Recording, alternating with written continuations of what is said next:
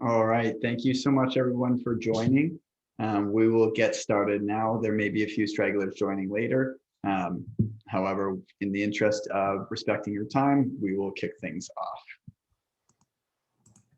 So thank you once again for joining this webinar today on goal setting. So this is all about how to set meaningful goals and actually achieve them.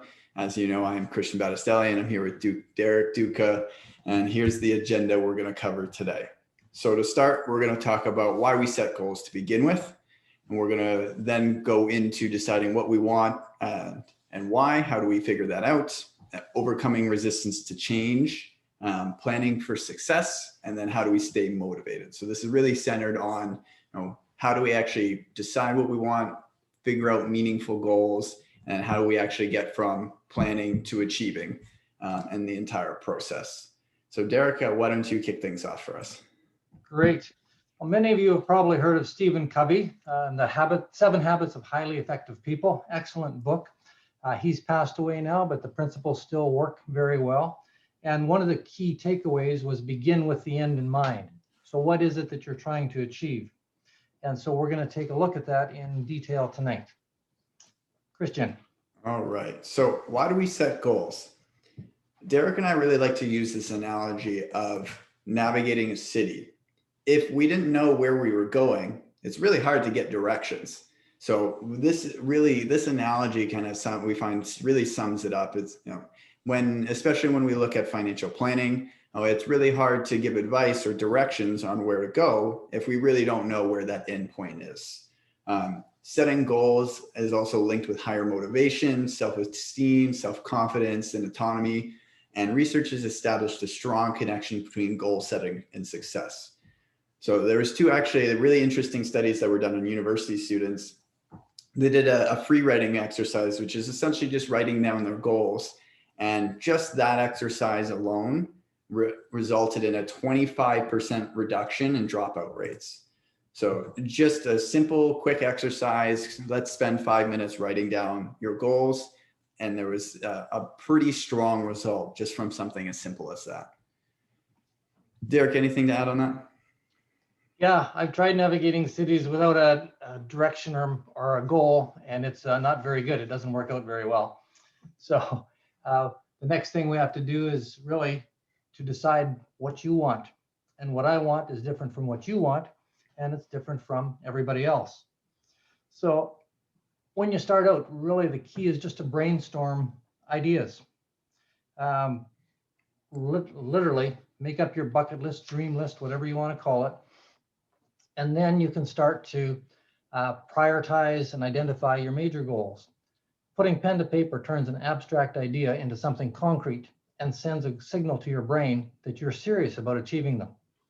To have a truly fulfilling life, you need to be clear about what your goals are, what you want to get out of life, and especially in the 7 main areas of life: personal, family, business, career, education, financial, health, social, and spiritual. And it's important to have a well-rounded thing, because some people focus on just the money and they lose their health, they lose their family, all these other things. So it's important to make sure when you're planning goals that you set goals in different areas of life. So Christian, did I miss anything? No, that's a great starting point. And, as we go forward, we're going to move into talk about, really the why behind those goals. So we've brainstormed that list of all of these different things we would like to achieve in different areas of our life. And we got to take a step back and really figure out, why do we want those things? Many of you may have recognized this man, Simon Sinek. He was really made famous by his conversation or his book that's Begin with Why. And his whole motivation, or his whole kind of message, was that if the why isn't strong enough behind your goals, you'll have a pretty low chance of actually achieving them. So it's important when we go through that list of goals that we brainstormed, we really got to dig deep and figure out, why do we actually want those goals? Not focusing on what we're trying to achieve or how we're going to achieve it. It really begins with why. If we don't have a strong enough why, we're not going to be able to overcome the resistance and really be able to achieve those goals, because there's just not enough internal motivation behind it. At the end of the day, a lot of it all ties back into happiness, but why specifically does that make you happy? Or what outcome will it achieve? How will it make you feel? How will it change your life? What happens if you don't achieve it? And things like that. That's really a really important question. And when we're going through that exercise and we're really breaking down the why behind a goal, it's a really easy way to figure it out is just quite simply keep asking yourself why. So if my goal is, 5 years from now, I want to buy a boat. And then I said, well, why do I want to buy the boat? Well, I think that boat's will be enjoyable. Well, why do I think that boat's going to be enjoyable? Well, I can take my family out on the boat. Well, why do I think that's enjoyable? Well, because I want to develop a really close relationship with my children or with my wife or other relationships. So you really can just keep asking yourself why. And you can, just by doing that exercise, you can really break down the true meaning behind each goal. Derek, anything to add on that? Oh, that's great. That's what helps develop the internal motivation, which keeps you going when when the going gets tough and you don't feel like doing it. And if you want a shorter version, you can Google Simon Sinek and TED Talk, and he's got about a 20-minute TED Talk that was sort of the focus of his book, and it's a really neat listen. So out of that, basically, as you're discovering your why, you're really creating a vision for your life. And it's what your life will look like and how you'll feel when you achieve your goals. So we call it using the 4 Ps framework. So the first one is make it personal. It's use I, me statements. It's not about somebody else, some other third person. This is you and your personal goals.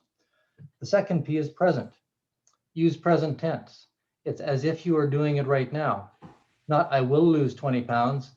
I am lighter. I'm at an ideal weight.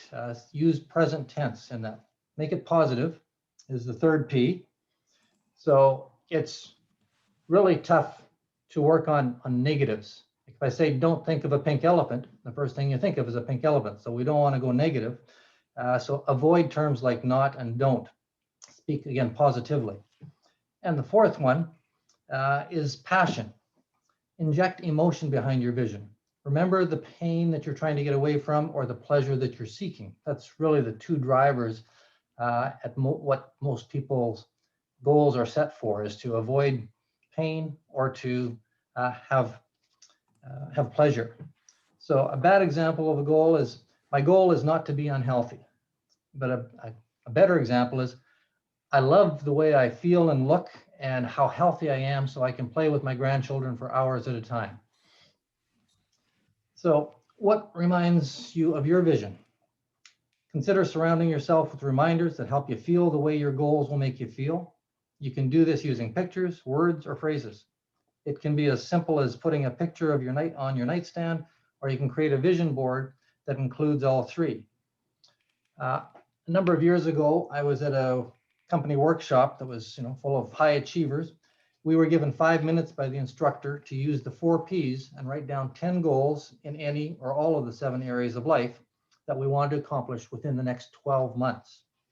Many didn't even get 10 written down. The instructor then told us that based on research, we would likely achieve 6 to 8 of those goals, even if we never looked at them again. The simple process of visualizing in our mind, getting real clarity of what we wanted, sending brain waves so that our fingers physically transcribe those pictures into words, then us seeing the words on the paper in front of us had completed a new circuit in our brain, and our brain believed this was truth. So it would continually try to keep us on that track. I was a real go-getter, so I looked at those goals every day. And some of you have seen my desk, so after about a month, I couldn't find them. And I forgot about them. As fate would have it, I came across that goal sheet almost exactly a year later, and I had achieved 7 of the 10 goals and had made improvements in the other 3, which is a great segue into our next topic. Christian. Yeah, and Derek, that really is a great segue. And the message we want to get through here is the idea is your unconscious mind is powerful. And we have a little exercise to really demonstrate just how powerful your unconscious mind is. So I invite you, just so it's later in the night, it's dark out, so we don't want anyone falling asleep. So I invite you to actually stand up and really do this. So this exercise is going to start with, everyone's gonna stand up. I'm gonna give you a minute to do that. Make sure you have some space around you, enough to turn, move your arms around, and give you a second to just stand up. I'll put my video on so you can see me standing up. I'm actually doing the exercise too, or you can see half of me anyhow. All right, so I'll do a crouch. for starters, we're gonna have our hands at our side. We're gonna take a deep breath, lift up our right arm and point, lift it up straight ahead. And then we're gonna turn as far as possible without moving your feet. So you're gonna essentially try to turn and point behind you as far as possible. And remember that spot you're pointing at. Just keep in your mind, just remember how far you were able to turn. So now we're gonna put our arm down. We're gonna take another deep breath. We're gonna close our eyes, and without actually moving, so we're not moving at all, we're gonna visualize lifting the same arm. So in your mind, you're visualizing lifting that right arm, pointing, and turning again. So this is all in your mind. So visualize lifting the arm up. You're visualizing yourself turning all the way around. And now in your mind, you're visualizing yourself putting your arm back down. Good. Now next, we're gonna do it again. Eyes still closed. We're gonna take another deep breath. And remember, we're not moving yet. And we're gonna visualize lifting that same right arm again, pointing and turning, except this time we've got a rubber spine. We can turn way farther than we ever thought we could imagine. We're doing all the way 360, as far as we could possibly even imagine. Now we're gonna visualize unwinding, putting the arm back down, and that's it. Now, open your eyes again. We're gonna take a deep breath, and now we're actually going to lift our arm, point, and turn again. Now, are you pointing farther than you were last time? Chances are, most of you actually are. And this is really, I remember the first time I did this exercise, I was blown away because I turned probably, I would say 25% farther at least. And the whole idea behind this exercise is that just being able to visualize something without even actually doing it is essentially the same, because your brain really can't tell the difference between visualization and the reality. So just by visualizing and creating that vision statement that Derek was talking about, you're really creating a clear image of what your future state looks like when you achieve that goal. And now your brain will do everything possible to make that happen. It's the same idea as when you find that you really want this red sports car, and all of a sudden you start noticing red sports cars all over the place. Well, it's because your brain is now focused on that goal. So now you're starting to pick up on all of these cues that you wouldn't have necessarily noticed before, because your brain is oriented towards that outcome. Same thing with goals. If we're visualizing what we want, now our brain is going to start to notice things to help us get to that endpoint that we may not have picked up from before without having that visualization. Derek, what did you think of that exercise? Well, I feel like a pretzel because I did that this morning, and I can literally turn in a circle now. But it is quite amazing, and that's the good side. We're now going to talk a little bit about the dark side of our unconscious mind. So we can use it for good, but our brain seems to be wired to protect us from ourselves. And so we just demonstrated how we can use it positively, our subconscious mind. But what it tends to do is we're creatures of habit. And so it takes us back and wants to keep us in the same habit. It doesn't always like change. So oftentimes when we get sort of a gut feeling or an instinct we want to do something, say public speaking, just as an example, maybe you put your hand up when you were in grade 2 or grade 5 or in high school, or maybe even at a company meeting, and you said something and some other students, your peers, ridiculed you and made fun of you.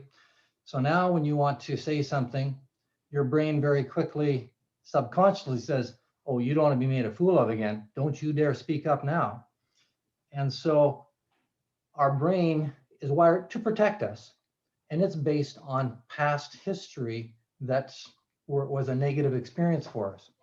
So let's walk through some of the feelings that you might feel as we go through this, and we'll see how that works out. All right. So there's this concept known as the change cycle. And this illustrates exactly what Derek was talking about in terms of, that natural resistance that our unconscious or our subconscious mind is going to bring up. So whenever we're trying to change, it starts with discontent. We're unhappy with our current situation, but we're dealing with it until we get to a breaking point. So we finally reach that point where that discontent builds enough that we just can't take it anymore. And that's when we make a decision. So we've decided to change, and we just can't handle what we were going through, our current situation, and we really want to change. So immediately after that change, you'll likely encounter some fear. So this is when we started, like we were talking about, that natural resistance. There's going to be some fear associated. Your unconscious mind is going to bring up similar situations from the past where it was a negative outcome, a negative experience, and it's going to bring up that fear. And what if we don't break this cycle, what's going to happen is we get amnesia. All of a sudden, that fear grows so much. The fear of change has continued to grow and grow until we forget why we wanted to change in the first place. This amnesia, we forgot. And then we backtrack. So we've forgotten why we wanted to change to begin with. We've talked ourselves out of the change, and we go back to normal. So to really make a meaningful change in our lives, we have to break this cycle. Derek's going to touch a little bit on breaking the cycle and what that entails. Yeah, if we don't break it, there's eventually only one of two conclusions. Extreme pain is so severe that we can push through the cycle and say, I just can't live in this kind of pain, so I'm going to change. Self-honesty. We realize that we're allowing this cycle, and we either accept it or we make a decision to change. Sometimes we realize that we don't really want to change. How many people have started off, and one of the reasons we did this webinar near the end of January is because New Year's resolutions start, and unfortunately the fitness clubs are closed right now, but fitness club sales go up the first week of January. It's a great month for them. And by the end of January, at least half of the people that bought fitness memberships don't bother coming anymore. So the fitness club is very happy because they've got a whole bunch of new memberships, and a lot of people aren't carrying out their plans. So one of the things that we want to do is we have to figure out, do we really know our why? Has our why been solidified? Do we have that internal motivation? Are we letting our fears get the bigger part of us and scaring us away from that? Or maybe we realize that we're kind of attached to our problems and it's in some way benefiting us, and we feel good about that in a bad sort of way. I'm just in the middle of reading, or actually listening to, another book called The 5-Second Rule. And it's very helpful for breaking the cycle. The 5-second rule, not the one that you can still eat the food if it falls on the floor within 5 seconds, but this is more like a rocket ship countdown, a launch. Think to yourself, 5, 4, 3, 2, 1, get up and do something. And so the author, Mel Robbins, of this book was having a tough time in life, was unmotivated, things were not going well for her. She kept hitting the snooze button, and 2 and 3, 4 times the kids would be late for school, and just made for horrible times. So she's watching this rocket launch, and she thought to herself, well, tomorrow morning, I'm going to say 5, 4, 3, 2, 1, get out of bed, instead of hitting my snooze button. And she thought, oh, that's pretty silly. But the next morning, she woke up and remembered that she'd promised herself she would do this. And so she did it, and she got up. She said, now, mind you, I was still grumpy. I didn't feel like getting up, but I was actually out of bed. And because I was out of bed, got the kids ready for school, they weren't late, and I had a lot better day. So that was the first thing she did. She said, it's like 5 seconds of courage. You often get these little thoughts that are good thoughts, and you want to do something with them. But if you don't act on them within 5 seconds, that probably you forget about it and you'll never come back to it. The other key thing about that counting, preferably out loud so that you hear yourself, is what it does is it makes a connection with the prefrontal cortex, and that breaks that cycle.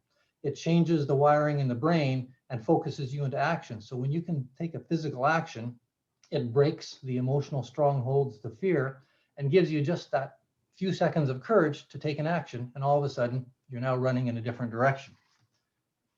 So that's how we can break the cycle. Christian.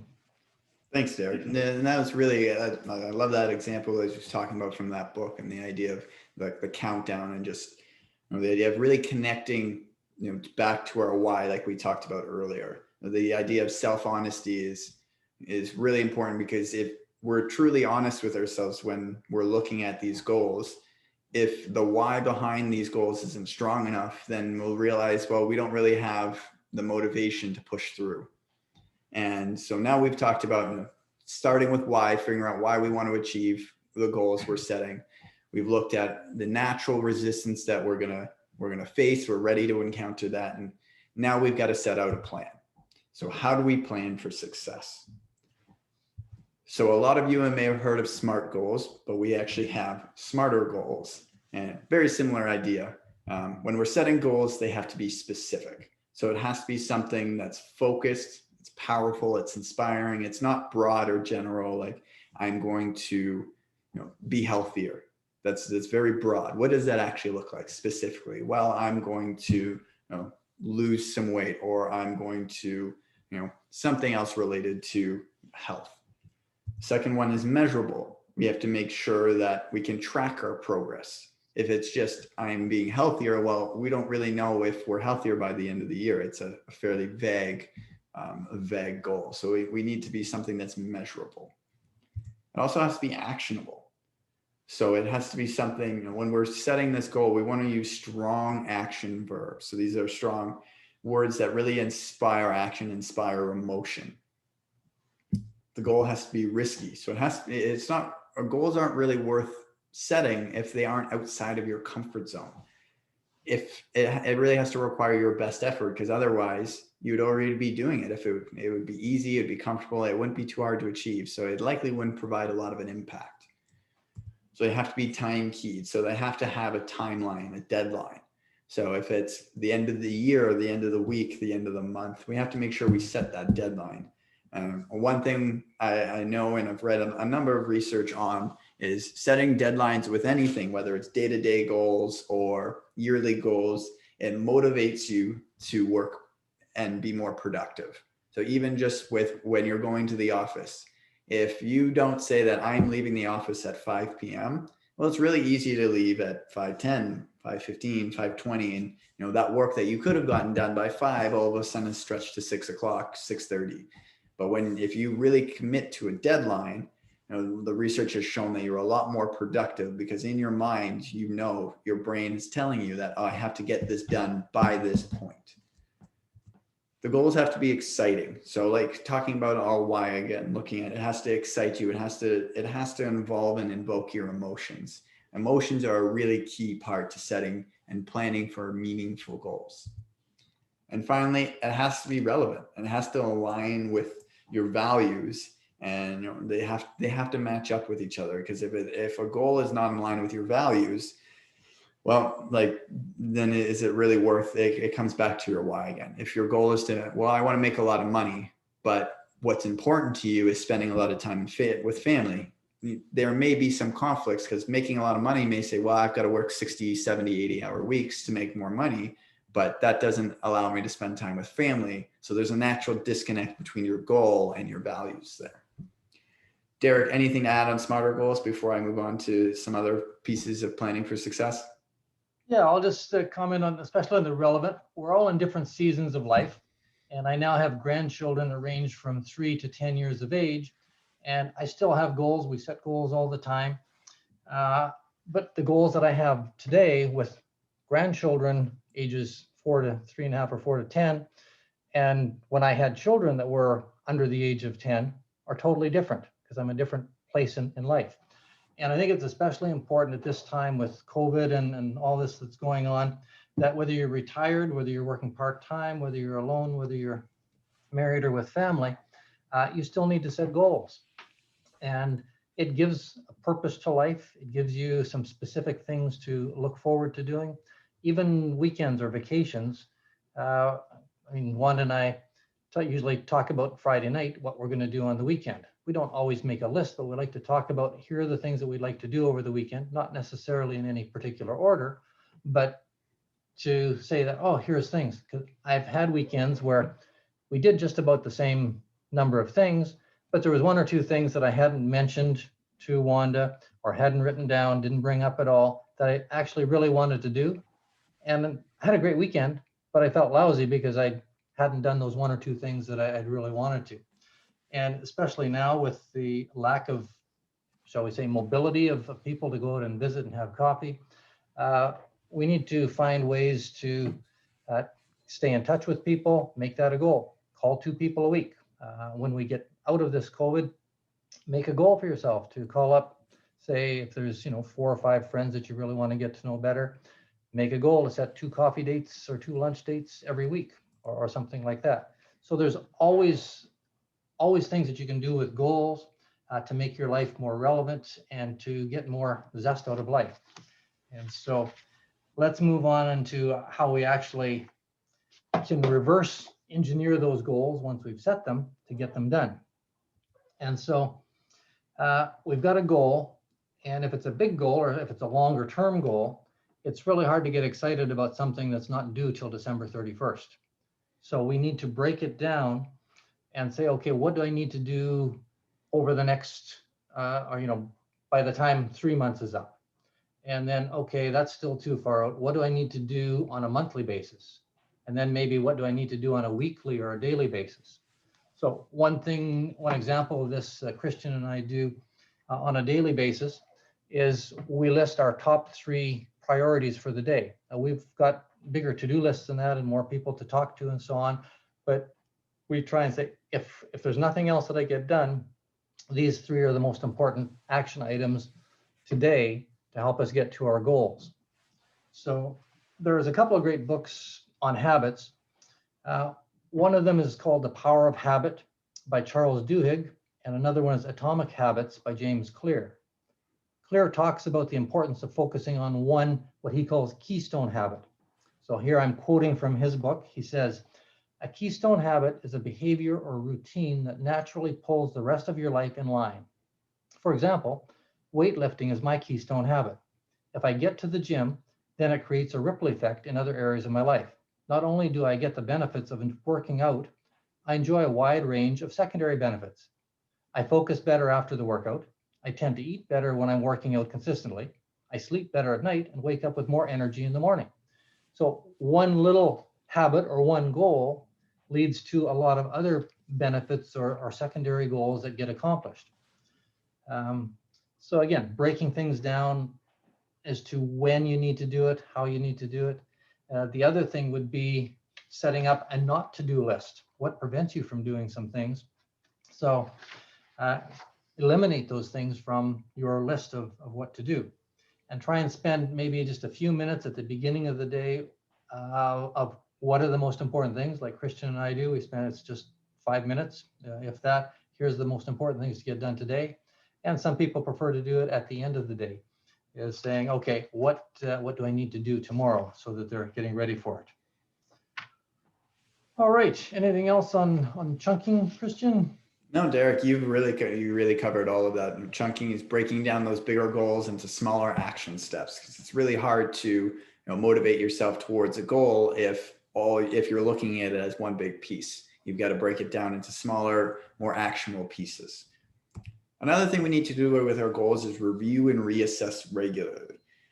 Well, goals change over time. Something that may have been important to us last year may not necessarily be as important to us this year.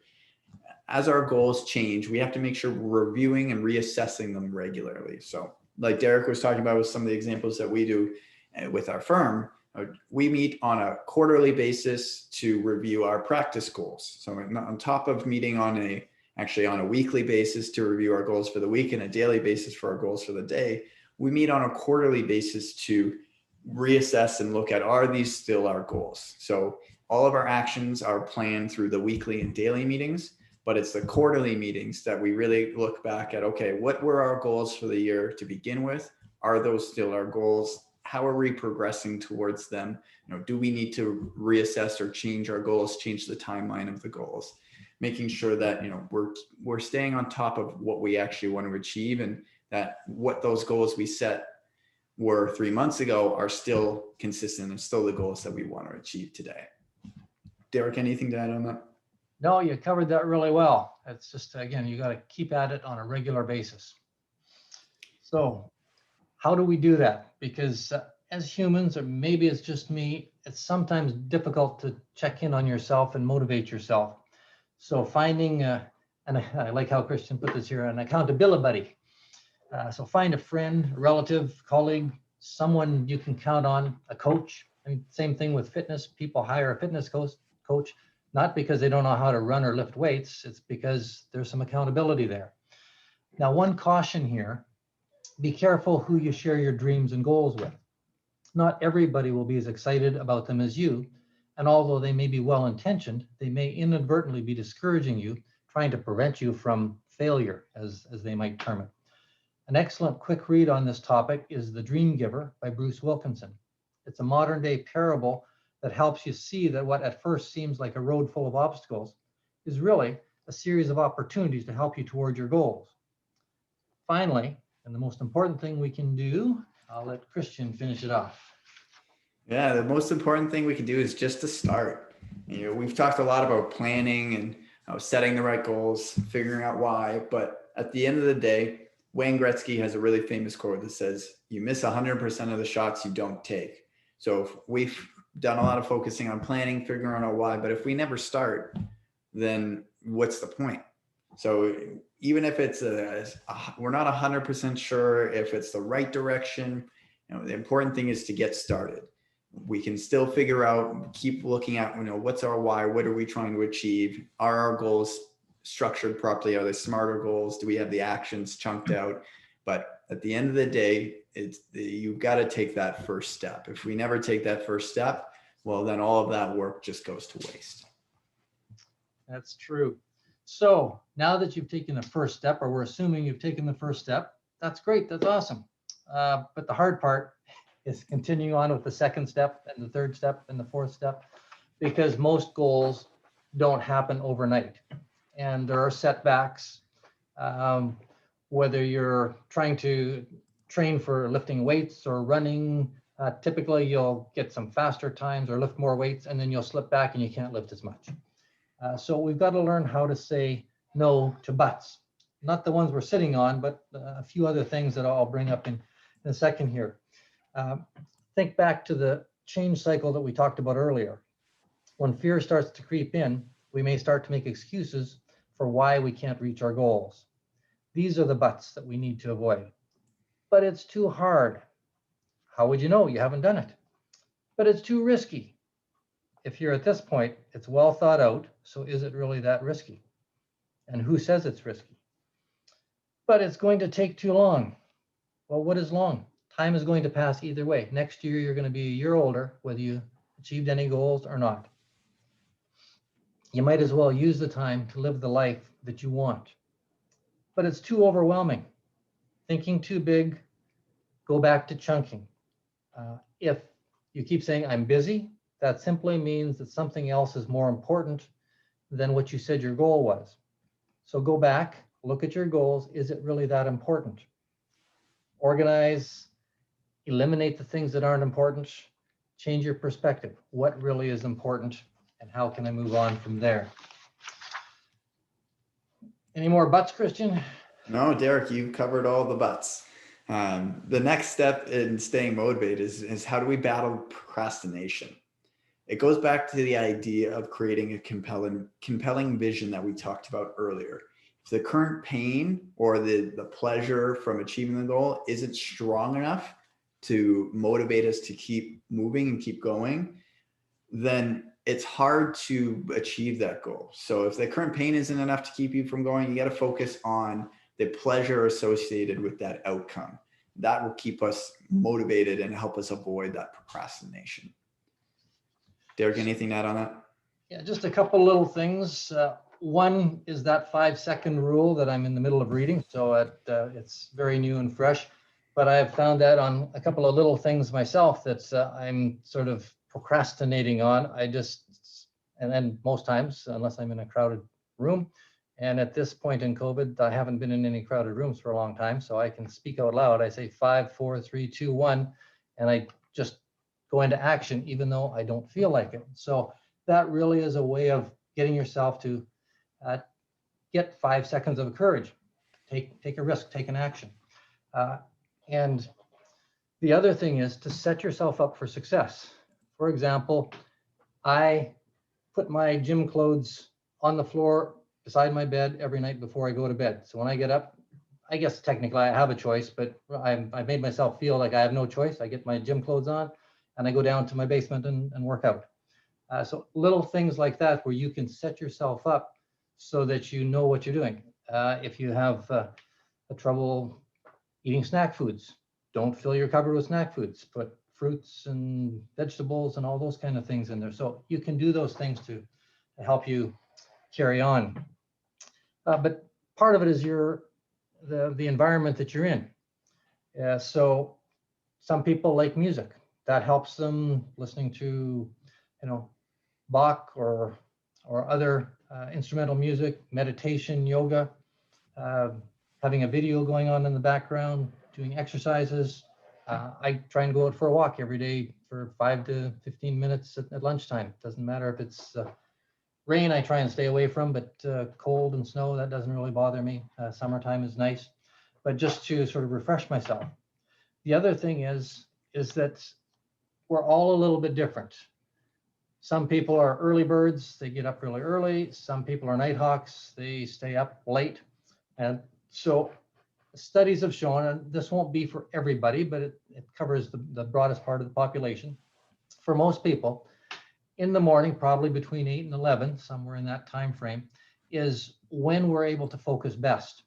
And so if you're going to be doing your tax returns or analytical type of work, best time to do it is after you have a good breakfast, maybe a good stiff shot of coffee if you're into coffee, and get that out of the way by 11.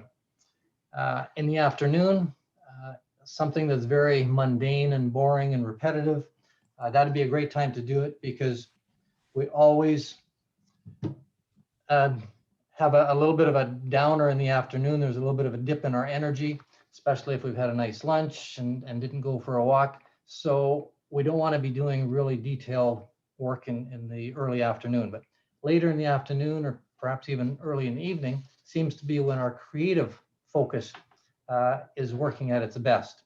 So again, as much as you can, try and schedule your activities that suit the time where you work best at.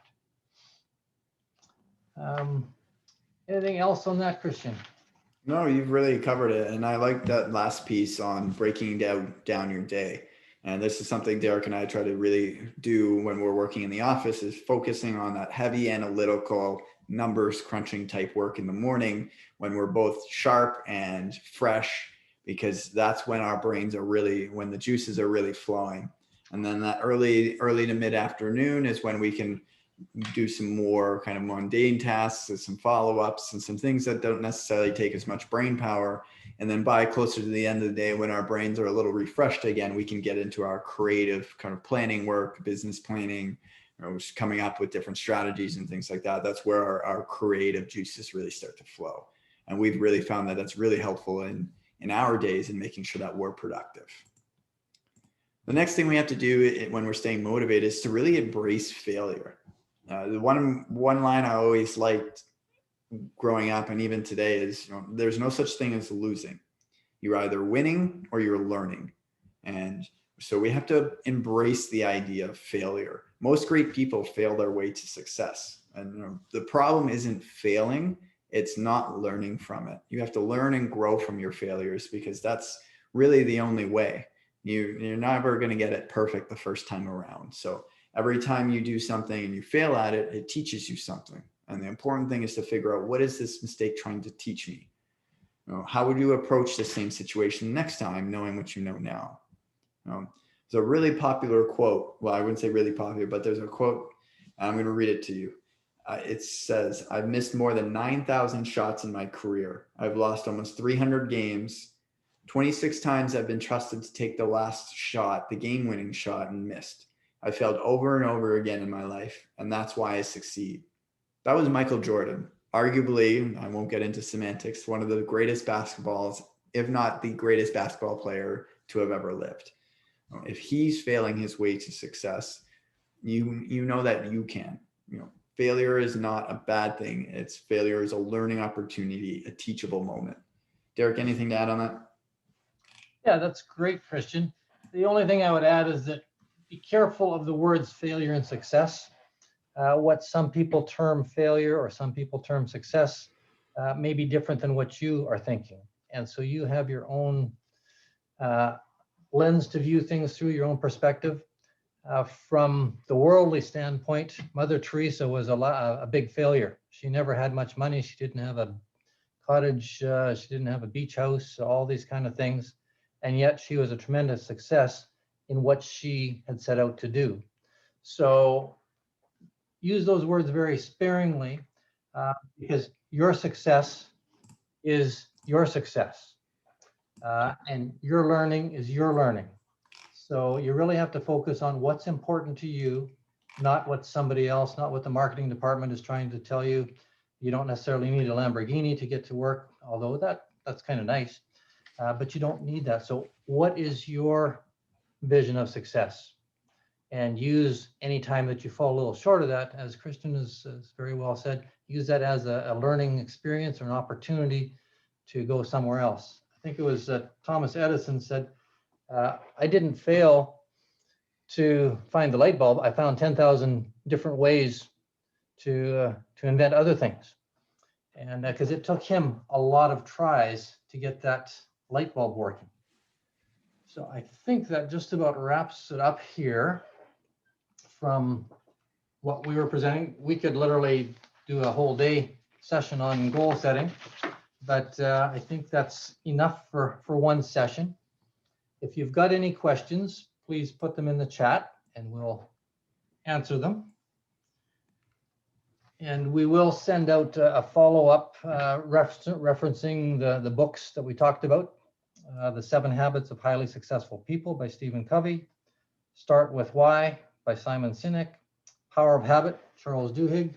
Atomic Habits, James Clear. The Dream Giver, Bruce Wilkinson. And The 5-Second Rule by Mel Robbins. Again, I read some of them and I listen to some of them by podcast. So whatever works for you, if you're interested at all in those kind of things. But they are great resources. Christian, anything? Sorry, go ahead, Derek. I was just going to say, have any questions come in? No questions come in so far. We'll give a couple minutes just to, if there's any other questions that are percolating that we're waiting to get out. But no, those are some great books. I haven't had a chance to go through all of them, Derek. I know you have, but the 7 Habits was one I found really, really powerful. And there's just so much in that book that you can take from it. And I found it was really important as you're working through that book, especially, is to not just read it cover to cover, really go through it with intention and meaningfully go through and do the exercises that it talks about, write out the goals and write out how you're going to apply those lessons throughout your life. And really with all of these books and everything, if we're not going to, it's great to learn, but if we don't apply it, it's not going to help us over the long run. So when you're going through any one of these books, is really try to think about, how am I going to apply this? How is this going to make my life different? That's great. No, it is. One other thing I'll just mention to people on the webinar tonight is that our goal is to have likely about 8 of these webinars a year. And we've got different topics that we want to cover. And once these are done and approved by compliance, even though they approve them before we do them, they want to hear the soundtrack and see the video before we can post it on our website. And then people can look at it anytime they want, or if they weren't able to make it, they can go in a few days and check the website out. If you've got particular topics that you want or specific questions, we're planning on doing a few of them that are just sort of common questions that come in on a variety of topics, just sort of office chatter. So please feel free to give us any comments privately in an email or however you would like to do that. All right. Well, with no other questions look like they're coming in, Derek, so we will let everyone go. Thank you once again so much for joining us. We really appreciate it. Hopefully this video, the recording of this webinar, will be posted on our website shortly. Feel free to check out our website for any past webinars you may have missed. The recordings are all posted there through our YouTube channel. And once again, thanks again. We hope to see you soon at our next webinar, or hopefully eventually one day in person. Thanks, everybody. Have a great evening.